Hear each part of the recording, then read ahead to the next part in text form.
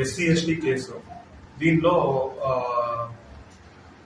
బాధితులు వచ్చేసి మున్సిపాలిటీలో స్వీపర్ గా పనిచేస్తూ ఉంటారు.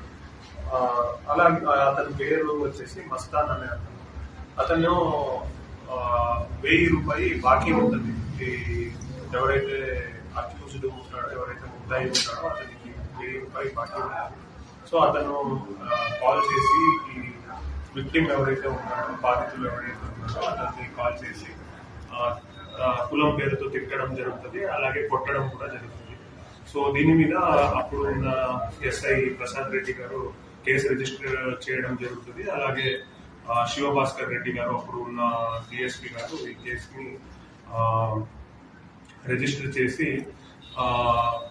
తనిఖీ అంతా పూర్తి చేసి ఛార్జ్షీట్ వేయడం జరిగింది. సో ఈ కేసులో ముద్దాయికి 4 వర్షాల జైలు శిక్ష, అలాగే 1000 రూపాయలు జరిమానా విధించడం జరిగింది. సో ఇది ఒక మెసేజ్, స్ట్రాంగ్ మెసేజ్ అలాగా ఉండాలి. ఎవరైనా సరే దళితుల మీద కులం పేరుతో తిట్టడం కానీ, కొట్టడం కానీ చేయకూడదు అనే ఒక స్పష్టమైన మెసేజ్ అనేది ఈ జడ్జిమెంట్ ద్వారా ఇచ్చారు.